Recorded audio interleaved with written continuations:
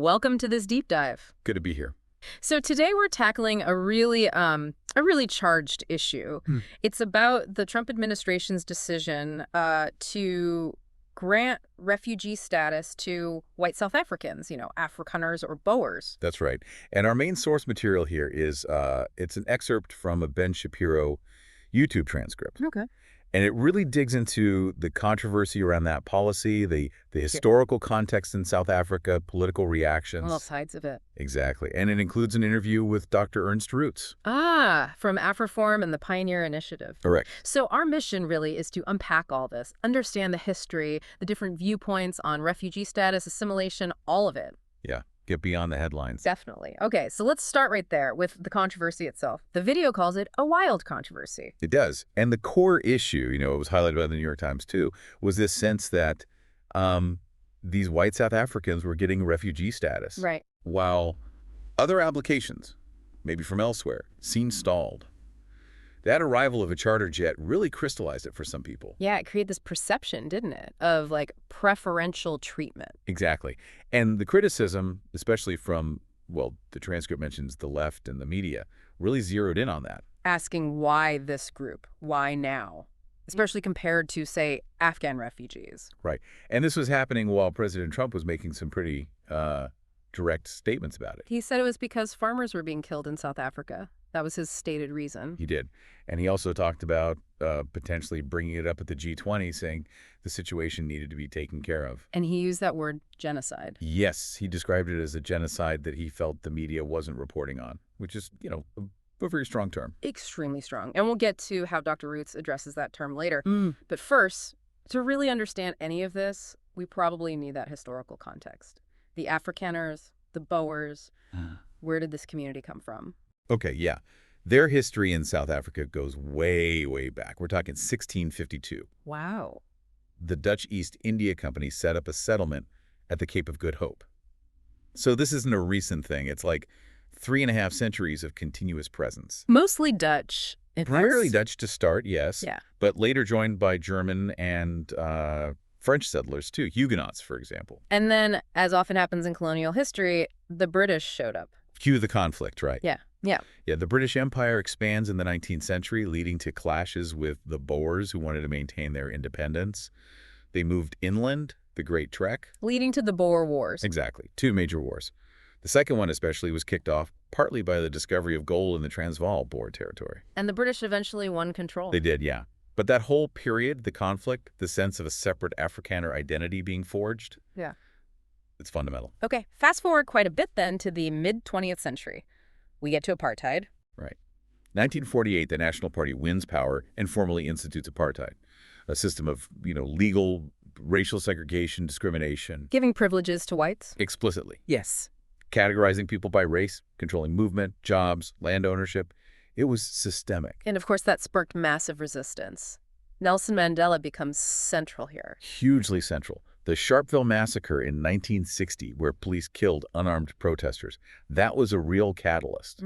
It led Mandela and the ANC to feel that nonviolent resistance wasn't enough on its own. So a shift towards armed struggle. A shift towards including sabotage and other actions, yes, which led to his arrest in 62. And around the same time, you have Rhodesia declaring independence with a white-only government in 65, further isolating South Africa. But eventually, the pressure, both internal and international, became overwhelming. It did. Decades of sanctions, boycotts, internal struggle. It finally led to change. The ban on the ANC was lifted in 1990. Mandela was released, exactly. And then 1994, he's inaugurated as president of a democratic South Africa, a monumental moment. Absolutely. But the point made in the Shapiro transcript is that the story doesn't just stop there. Right. It argues that, the end of apartheid was crucial, obviously, but it didn't mean everything was suddenly fine. It suggests bad things have happened since, particularly affecting the white minority. So this radical upsurge in discrimination against whites post-apartheid. Let's look at that. We have some population stats. Yeah, the numbers show a really significant demographic shift. Back in 1904, Black Africans were about 67%, whites around 21–22%. Okay. 1960, similar proportions. But by 1996, just after the transition, Black Africans are up to 77%, whites down to 11%. So now? Current estimates are around 81% Black African, maybe 7.3% white. So a shrinking minority. That demographic shift is pretty stark. It definitely provides context for discussions about power, resources, and, well, alleged discrimination. And the transcript points to specific government actions, laws passed by the ANC that are viewed as discriminatory, like the land issue. Yes, that's a major one. The law allowing land expropriation without compensation. Right. The fear, explicitly mentioned, is a Zimbabwe-style situation where land is taken, often forcibly, from white farmers. Even though whites still own a disproportionate amount of farmland, historically speaking. They do. That's the historical context the ANC points to. They frame the law as a necessary transformation, addressing past injustices. But the method is the sticking point, moving away from willing seller, willing buyer. Exactly. The new law allows expropriation based on just and equitable considerations and the public interest, which critics, like the opposition Democratic Alliance mentioned in the transcript, argue is too vague and opens the door to abuse. Are there other laws mentioned? Yes, the transcript talks about a whole suite of laws framed as reparations or affirmative action. The Employment Equity Act, promoting black employment. The Broad-Based Black Economic Empowerment Act, BEE, which sets requirements for black ownership, management, employment if businesses want government loans or licenses. Okay. And the Preferential Procurement Policy Framework Act, giving preference in government contracts to businesses with high BE scores, essentially favoring black-owned or managed companies. And the transcript cites a number, 141 acts? As of October 2023, 141 acts of parliament with openly race preferential clauses. That's a specific claim from the source material. That's quite a lot. And politically, where does the ANC stand now? The transcript mentions some shifts. Well, it notes an increasing alignment or perceived alignment with countries like China, Russia, Iran. And electorally, their support has been dropping. Right, they're now in a national unity government. With the Democratic Alliance, yes. Which is interesting, given the DA's opposition to some of these ANC policies. And then there's Julius Malema. Ah, yes, Malema and the Economic Freedom Fighters, the EFF, described as radical communist, black nationalist, very militant rhetoric. He's the one associated with those chants. Yes. The transcript details rallies where he leads chants of kill the Boer, kill the farmer. Which, as Shapiro points out, sounds genocidal if you substitute any other group. Precisely. And the concern raised is that this happens seemingly without serious consequence for Malema. The transcript even mentions an alleged 2018 statement by President Ramaphosa wanting Malema back in the ANC fold. Okay, so that's the backdrop against which this refugee decision happened. So why did it trigger such pushback, particularly from the left, according to the video? Why the puzzlement over white refugees? The source suggests it challenges a certain worldview, perhaps. The idea that people from historically dominant groups can't be victims of systemic discrimination needing refugee protection. And then Deputy Secretary Chris Lando's comments poured fuel on the fire. Seems like it. His statement suggested Afrikaners might assimilate more easily than, say, Afghan refugees. Why? What reasons did he give? Things like English language ability, capitalist leanings, agreement with basic constitutional rights like property rights, free speech, practical integration factors. Well, but that was interpreted differently.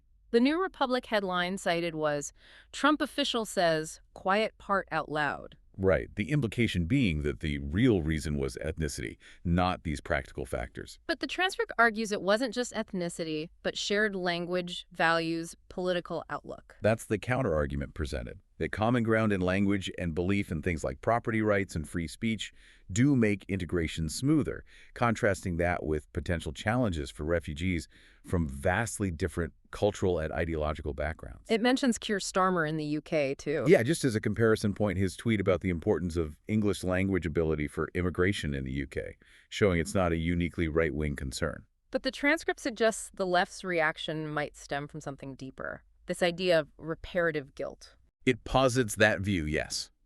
That Western nations, because of past successes, often built on, well, problematic histories, now have a kind of obligation to take in people from less successful regions, maybe irrespective of assimilation potential. And the Episcopal Church example. That's cited as evidence.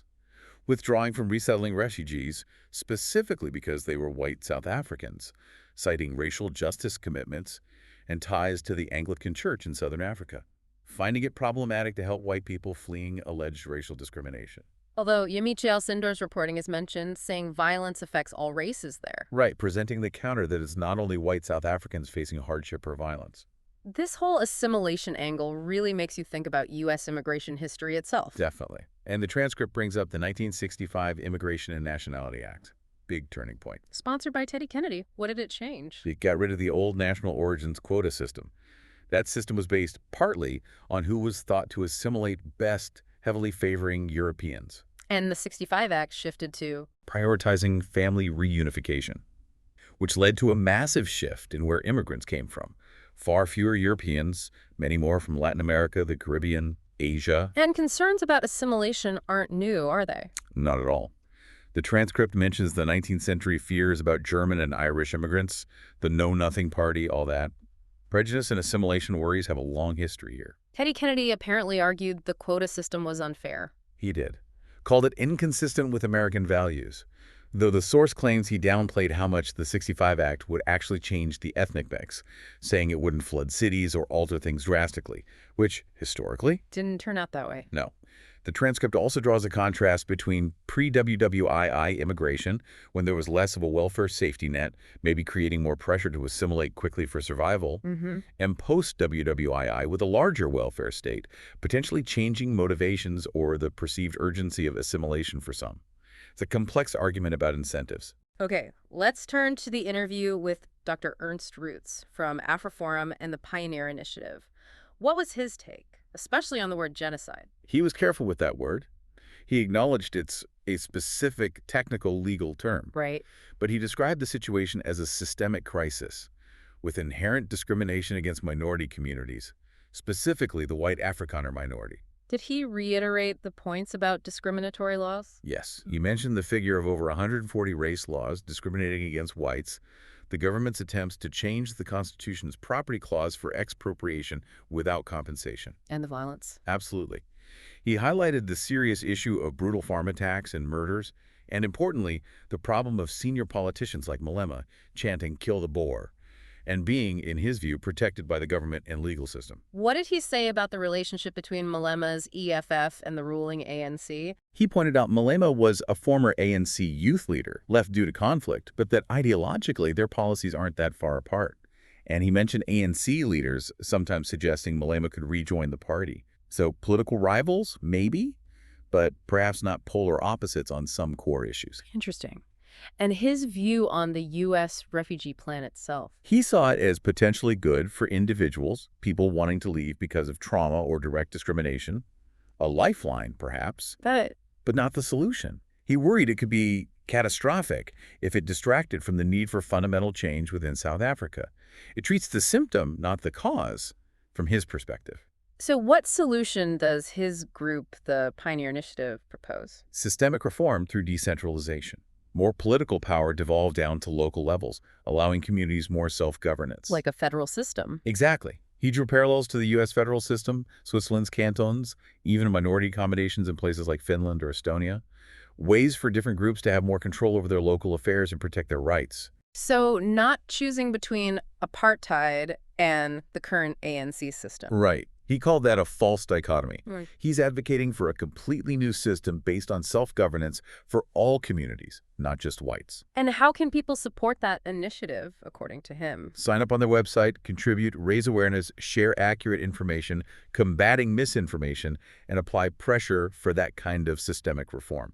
His point was that just swapping one ruling party for another won't fix the underlying structural problems. Wow. Okay, so this deep dive really shows just how tangled this all is. You've got centuries of history, the immense shadow of apartheid, demographic shifts, genuine concerns about current discrimination, violence, and then completely different ways of interpreting those facts, leading to debates about refugee status, assimilation, national responsibility. It's a lot. It really is. Which leaves us with a big question for you, the listener, to maybe chew on.